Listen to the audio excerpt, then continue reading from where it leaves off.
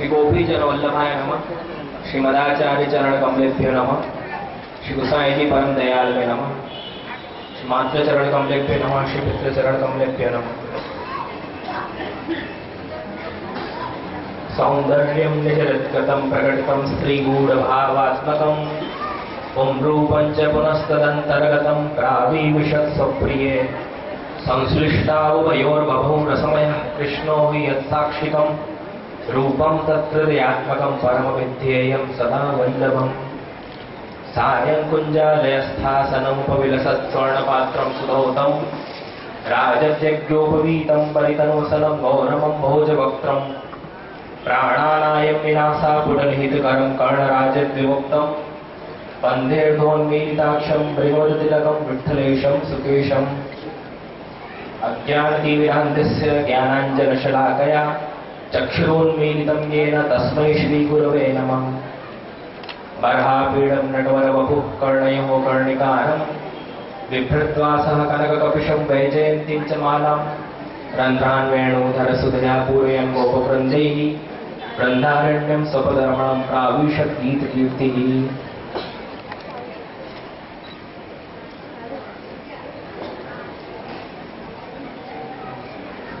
अभी तक गीता जयंती महोत्सव में इस मंच पर जो भी विद्वद्गण, आचार्यगण, प्रबुद्ध वर्ग के संतगण जो भी पधारे हैं और आप सभी श्रद्धालु, धर्मोत्सुक जनता जनार्दन, आप सभी को हमारी ओर से यथायज्ञ नत्याशीष।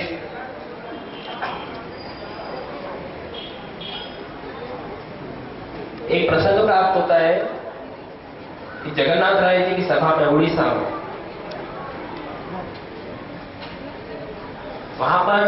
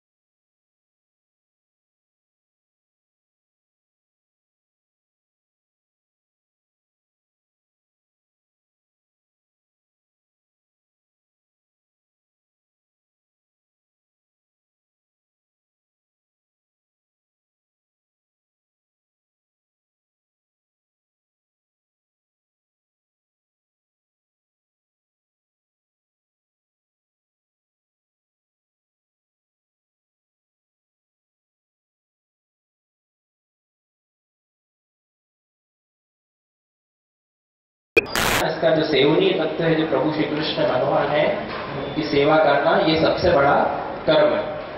तो ये एकम शास्त्रम देवकी पुत्र गीतम एको देव देवकी पुत्र एवं मंत्रप्येकस्तस्य नामानि यानि कर्मप्येकस्य तस्य देवस्य सेवा। तो गीता जी का इतना महात्म्य कि साक्षात जगन्नाथ राय जी ने आज्ञा करी कि सर्वश्रेष्ठ ग्रंथ श्री गीता जी है। तो प्रभु स्वयं वाराह पुराण में आप श्री स्वयं आज्ञा करते हैं कि गीताश्रये हम तिष्ठामि, गीता में चौत्तमम ग्रह है। कि गीताश्रयं तिष्ठामि, गीता में मैं हमेशा निवास करता हूँ। गीता में जो उत्तम ग्रहम, यह मेरा सबसे उत्तम घर है। ग्रहम, ये मेरा सर्वश्रेष्ठ घर है। और गीता ज्ञान उपाश्रित्य, गीता का ज्ञान प्राप्त करके ही त्रिलोकान पालयामि हम। गीता का ज्ञान प्राप्त करके ही मैं तीनों लोगों का पालन करता हूँ। आप श्री स्वयं गीता जी की इतनी महत्ता प्रकट कर रहे हैं वराह पुराण में। इसी प्रकार से गीता जी का अत्यंत ही महत्व, क्योंकि प्रभु तो बहुत दयालु है। प्रभु श्री कृष्ण जो है बहुत दयालु है। वो जानते हैं कि मेरी जो त्रिगुणमयी माया है, त्रिगुणात्मिका जो माया है, उसको एक जीव को जीत पाना, उसको प्राप्त करना बहुत ही उसके लिए दुष्कर है, बहुत ही कठिन है उसके लिए। तब माया दुरत्य है, आपकी माया को प्राप्त करना बहुत कठिन है। तो इसलिए प्रभु ने उसको प्राप्त करने के लिए और एक जीवन जीने की कला, जो आर्ट ऑफ लिविंग जो कहा जाता है, सही मायने में गीता जी है।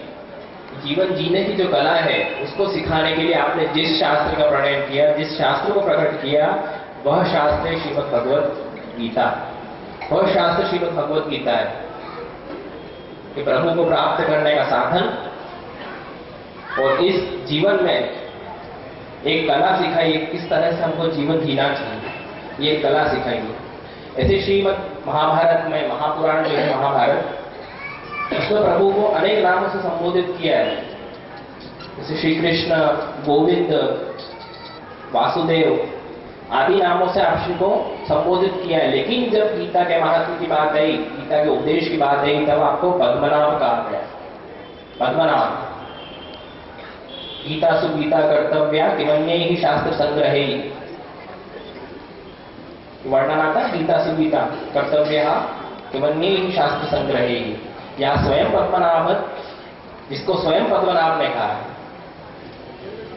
तो यहाँ पर गीता सुगीता कर्तव्या किमन्ये ही शास्त्र संग्रहे, जब गीता का ज्ञान आपने प्राप्त किया है, उसका स्मरण किया है, उसका भजन किया है, उसको आप लोगों ने धारण जब कर लिया है, तो अन्य शास्त्रों के संग्रह की आवश्यकता ही क्या है। जब गीता को ही साक्षात आपने धारण कर लिया है। और ये कैसी गीता है? या स्वयं पद्मनाभ से, जो स्वयं पद्मनाभ जो प्रभु है उनके ही श्रीमुख से प्रकट हुई है। फिर अन्य शास्त्रों की आवश्यकता क्या है?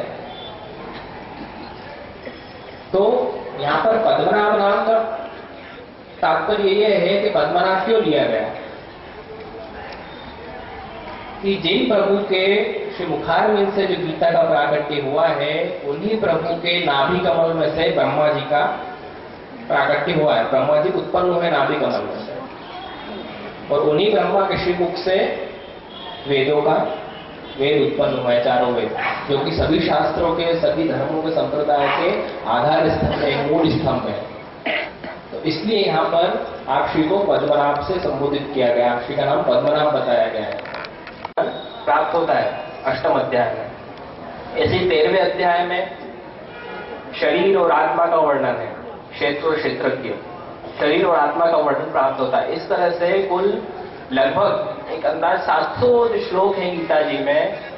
उसमें से कुछ श्लोक तो जन्म मृत्यु संबंध में है, बाकी सभी श्लोक देखा जाए तो जीवन जीने की एक कला सिखाई है कि एक जीवन को कैसे जीना एक जीव के द्वारा।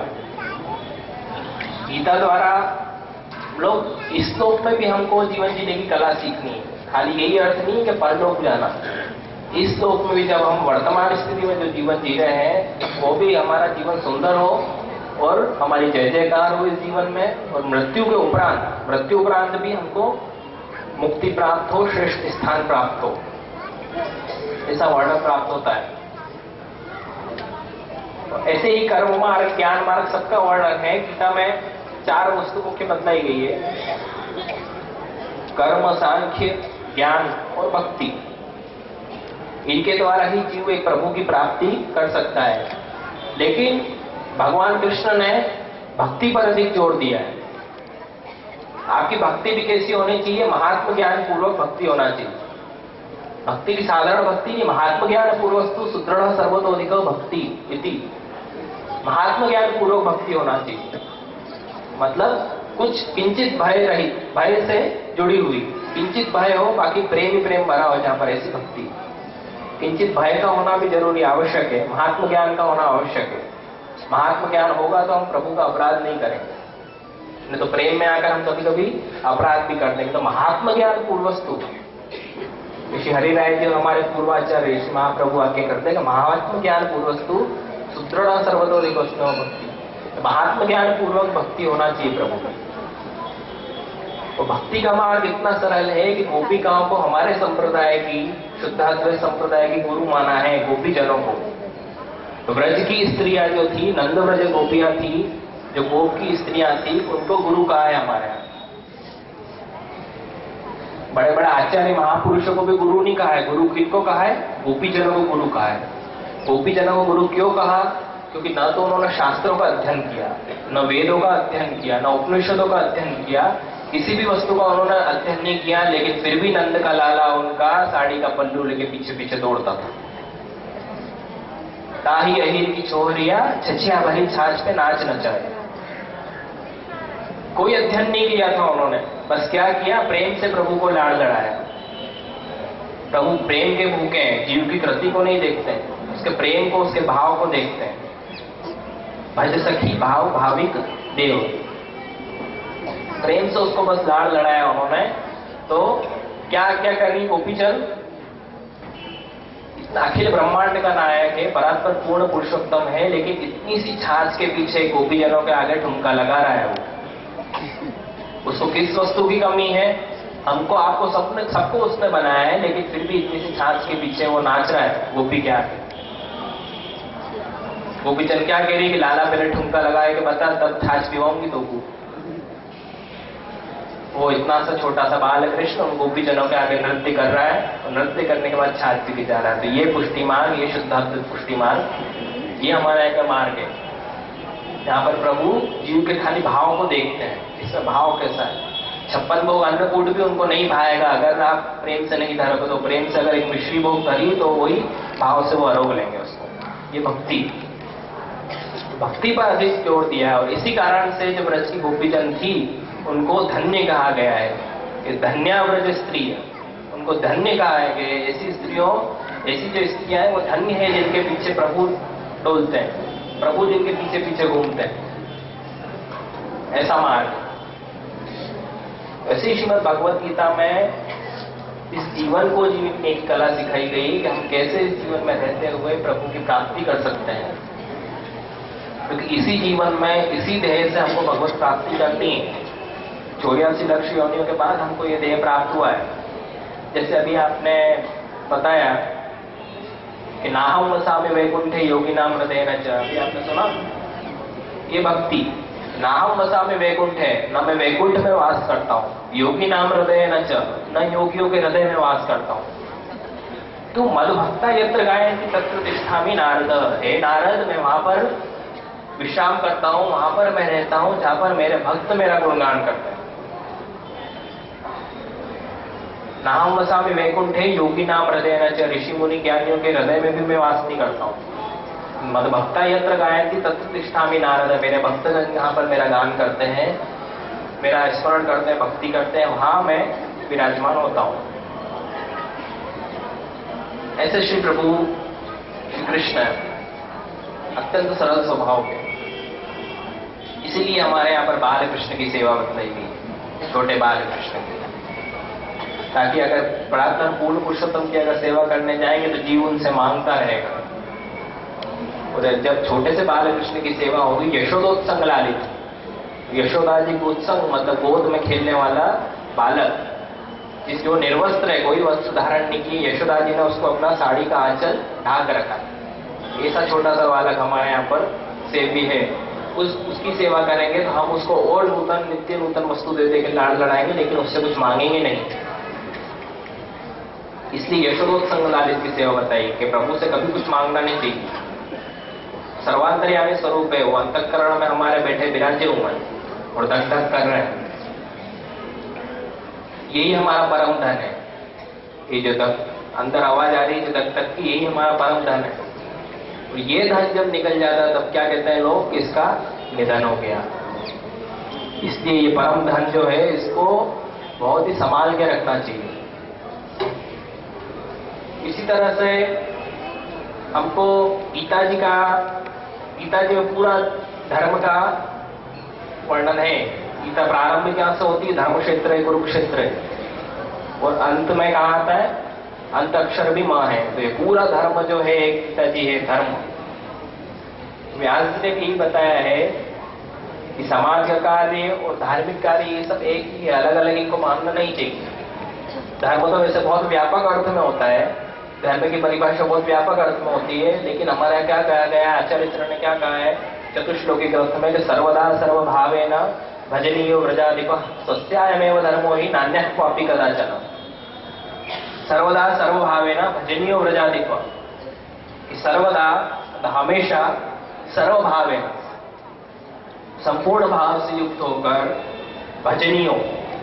भजनीय मतलब सेवनीय, भज धातु है, इसका अर्थ है सेवनीय तत्व। तो भजनीय मतलब भजनीय व्रजाधिप मतलब सेवनीय, जो सेवा करने योग्य है वो कौन है, व्रजाधिप, व्रज के अधिप मतलब व्रज के राजा कौन है, श्री कृष्ण। भजनीय व्रजाधिप सस्यायमेव धर्मो हि, उनकी सेवा करना यही एकमात्र हमारा धर्म है। सस्यायमेव धर्मो हि नान्यः क्वापि कदाचन, यही हमारा एकमात्र धर्म है। ये धर्म की परिभाषा यहाँ बताई। तो यूं देखा जाए तो धर्म तो बहुत व्यापक है, लेकिन हमारा एक धर्म यही है कि हमको प्रभु की सेवा करना और इस जीवन में उनकी सानुभवता प्राप्त कर लेना। वो सानुभवता हमको इसी जीवन में प्राप्त करनी है। 84 लक्ष्य योनियों के बाद हमको ये मानव जीवन मिला है, इसे यूं ही व्यर्थ में नहीं जाने देना। किसी विशेष उद्देश्य को लेकर ही प्रभु ने हमको ये मानव जीवन दिया है, मानव देह दिया है। तो इसको हमको सत्संग के द्वारा इसको हमको प्राप्त करना है, प्रभु को प्राप्त करना है। सत्संग के द्वारा भगवत चरणारविंद की प्राप्ति करनी है। सत्संग में ऐसे ऐसे महापुरुष संत और ऐसे भगवदीय, मतलब जरूरी नहीं संत महात्मा श्रद्धालु लोगों में भी ऐसे ऐसे प्राप्त हो जाते हैं जिनके स्पर्श मात्र से हमारा जीवन धन्य हो जाता है। तो ऐसा हमको इस योनि में हमको भगवत प्राप्ति करनी है। और यहाँ पर प्रथम अवसर प्राप्त हुआ यहाँ पर उपस्थित होने का, हृदय में अत्यंत ही प्रसन्नता है। गीता जयंती के उपलक्ष्य में सबसे भेंट होने का अवसर प्राप्त हुआ है। और हमारे पूज्य श्री काकाश्री यहाँ पर 20-25 वर्षों से तो निरंतर इनका आवागमन होता ही रहता है। श्री वल्लभ राय जी काका जी, वो हमारे श्री काका जी, उनका तो आवागमन यहाँ पर होता ही रहता है। प्रथम अवसर प्राप्त हुआ है। तो यहाँ पर यही कहना है कि प्रभु गीता जी तो यही आज्ञा करते हैं कि जो मेरा बनकर आ जाता है, जो मेरा बन जाता है, जो मेरा पारायण करता है, मेरी भक्ति करता है, मुझको पूजता है, वह इस जीवन में शांति को प्राप्त करता है। उसी को इस जीवन में शांति बनती है। हमको प्रभुमय हो जाना है। प्रभुमय कैसे हो जाना है? जैसे आपको उदाहरण दिया था कि ब्रज गोपिकाओं का प्रभुमय कैसे हो गई। लौकिक कार्य हमको भी करना पड़ता है, लौकिक कार्य में भी करा करती। फर्क कितना है? हम प्रातः काल उठकर हम भी घर की साफ सफाई करते हैं, गोपीजन भी किया करते, लेकिन उनकी भावना क्या थी कि नंद का लाला आएगा तो घर अस्वच्छ रहेगा तो कैसे पधारेगा, तो इसलिए जल्दी मैं घर को स्वच्छ करूं। ये भावना हमारे मन में नहीं रहती। दूसरा, जब वो दही बिलोती थी, पहले प्राचीन घरों में हर जगह दही बिलोने का होता था, आजकल तो नहीं है। उनका क्या भाव होता था कि मथुरा जाके हम इसको बेचेंगे और कोई धनोपार्जन करेगी, ये उनका मकसद नहीं रहता था। उनका क्या ध्येय रहता था कि जल्दी से मैं दही बिलो के रखूं, माखन बिलो के रखूं, ताकि श्री कृष्ण जल्दी से पधारे और इसको चोरी करके ले जाए। ऐसी घर की हर वस्तु में, हर लौकिक कार्य में भी उनकी आसक्ति नहीं रहती थी। उनकी आसक्ति रहती थी प्रभु में। कि हमारी जैसे जैसे संसार में आसक्ति कम होगी, वैसे वैसे प्रभु में आसक्ति बढ़ेगी, और प्रभु में आसक्ति जैसे जैसे बढ़ेगी तो संसार अपने आप घटता जाएगा। तो संसार में अगर हमारी आसक्ति बढ़ी हुई है तो प्रभु में आसक्ति नहीं रहेगी। विषयाक्रांत देहानाम नावेश सर्वथा हरे, जिनके हृदय विषयों से भरे हुए हैं उनके हृदय में हरि का आवेश भी नहीं हो सकता। विषय विलास, सांसारिक वो हमारी लालसाएं, ये जब तक हमारे हृदय में रहेगी तब तक प्रभु का आवेश नहीं हो सकता। नावेश सर्वथा हरे, तब तक हरि का आवेश हो ही नहीं सकता है। इसलिए कहा गया है कि जो लौकिक कार्य है वो भी अनासक्ति पूर्वक करना चाहिए। जैसे वो भी सोण नहीं करती थी, अपने बाल गोपाल को वो भी पलना में चुलाती थी, वो भी रुदन करते थे तो उनको भी चुप करवाती थी, लेकिन उनकी पूरी मन की स्थिति कहाँ रहती थी? प्रभु श्री कृष्ण में रहती थी। वो लौकिक कार्य करते हुए भी गदगद कंठ से रुदन करते हुए श्री कृष्ण का ही गुणगान करती रहती थी वो। इसलिए उनको धन्य कहा है कि धन्या व्रज स्त्री। ऐसे ही धर्म, कर्म, सांख्य, योग तो बहुत सुंदर वर्णन है कि हमको गीता जी को, भगवत गीता को हमारे जीवन का जैसे एक नित्य दैनिक कर्म होते हैं उसी तरह से एक दिनचर्या में उसको बना लेना चाहिए। भले आप एक अध्याय नहीं कर सको तो एक एक श्लोक, 2 श्लोक जितना भी करो, एक नियम बांधना चाहिए हमको, और नियम को बांध के उसमें एक दैनिक दिनचर्या में भगवत गीता को लाना चाहिए। क्योंकि ये हमारे, जैसे पहले ही बताया ना, ये खाली परलोक सुधारने के लिए नहीं है, ये हमारा आगे का लोक सुधरेगा या हम वहां पर जाएंगे उसके लिए नहीं है। ये इस जीवन में भी उपादेय सिद्ध होती है। इस जीवन में भी हम किस तरह से जीवन को जिए ये हमको श्री गीता जी सिखाती है। आज की दृष्टि में भी, गीता जी को कितने वर्ष हो गए, लेकिन आज की दृष्टि में भी हमारे मन में जो प्रश्न उठते हैं उसका भी समाधान तो भगवत गीता में हमको प्राप्त हो जाता है सहजता से। इसी प्रकार हमको प्रभुमय रहना चाहिए। मन मना भव मत भक्तो मध्याजी मां मस्कुरु। हमको प्रभुमय ही रहना चाहिए, हमारा मन प्रभु में ही लगा कर रहना चाहिए, हमारा मन ही वहां पर दौड़ना चाहिए। जैसे जैसे मन वहां पर दौड़ता जाएगा हमारी सांसारिक आसक्तियां हैं वस्तुओं धीरे धीरे अपने आप क्षण क्षण करते करते नष्ट होती जाएगी, फिर हम एक तेज के पुंज बन जाएंगे। ऐसा नहीं तेज संत ऋषि महात्माओं में होता है, बहुत तेज आप सब में विद्यमान है, लेकिन हम उसका अपने स्वयं के स्वरूप को नहीं पहचान पा रहे कि हम हैं कौन। सब में विद्यमान है तेज, प्रभु के ऊपर एक जैसी बरसती है। प्रश्न वही है कि कौन पात्र है, कौन कुपात्र है, कौन कितना उसको ग्रहण कर लेता है, किसके पात्र में कितनी वो है कि वो कितना उसको ग्रहण कर लेकर पाता है। जो कम कर पाता है वो बड़ों को पूजने लगता है। इसी तरह से हम सभी में वह तेज, एक तेज का पुंज हम सभी में विद्यमान है, लेकिन हमको उस तेज को पहचानना है और पहचानते हुए इस जीवन को जीना है। कि बहुत से प्राणी इस दुनिया में जी रहे हैं, करोड़ों लाखों अरबों लोग हैं, लेकिन इंदौर में भी इतने ही होते हुए इतने यहाँ पर नहीं उपस्थित हो पाए। आप सब पर भगवत कृपा है कि आप यहाँ पर उपस्थित हो पाए। सत्संग भी एक प्रभु का ही रूप है, साक्षात सत्संग प्रभु का ही रूप है। हमारे पूर्वाचार्य तो आज्ञा करते हैं जब भी सत्संग, प्रवचन इत्यादि जब चलते हैं तब प्रभु स्वयं भक्त की गोद में विराज कर अपने गुणगान को सुनते हैं। आप सब जितने हैं उन सबकी गोद में एक एक प्रभु विराज कर अपने स्वयं के गुणगान को सुनते हैं और प्रसन्न होकर सत्संग करते हैं। इसलिए बहुत स्थिरता से और एक संयम से हमको कभी भी सत्संग में बैठना चाहिए। तो यही भाव रहना चाहिए कि प्रभु हमारे गोद में विराजे हुए हैं। इस तरह से और समय को अधिक, समय की गरिमा को मान देते हुए मैं बस इतना ही कहना चाहूंगा कि प्रभु यही आज्ञा करते हैं, ये मैं मर्दितम, मतलब इस प्रकार जो आपकी आज्ञाएं की हैं उन सबका जो अनुसरण जो जीव करता है, जो भक्त करता है, उसके कर्मों के बंधन से प्रभु स्वयं उसको मुक्ति दिला देता है। कर्मों से प्रभु स्वयं उसको, कर्मों के बंधन से वो मुक्त हो जाता है। ऐसे ही हमको भी हमारे जीवन में गीतोपदेश को धारण करके गीता का उपदेश को लेकर जीवन जीने की कला को सीखना चाहिए। किस तरह से हमको इस जीवन को कैसे जीना वास्तव में हमको, क्योंकि जी तो बहुत से लोग रहे हैं, लेकिन कुछ हैं जो जीवन को सही मायने में जी रहे हैं। हमको उस तरह से जीवन को जीना है, जीवन यापन करना है।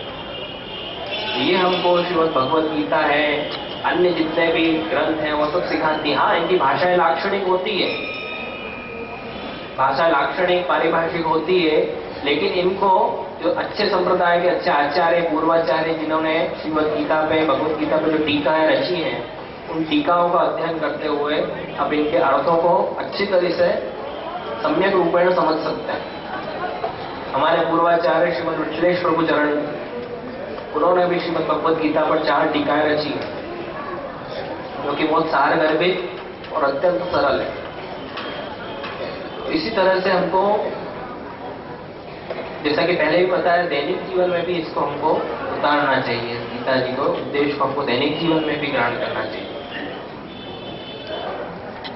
और आप किसी भी संप्रदाय के हैं, कोई भी धर्म के हैं, सब धर्म सब संप्रदाय यही सिखाते हैं कि इस जीवन में हमको कैसे जीना और उस परम तत्व को कैसे प्राप्त करना। मंजिल एक ही है, रास्ते अलग अलग हैं। उस परम तत्व को प्राप्त कैसे करना, बस ये चीज हर संप्रदाय हर ग्रंथ सिखाता है। सबकी विधि, सबके उपदेश अलग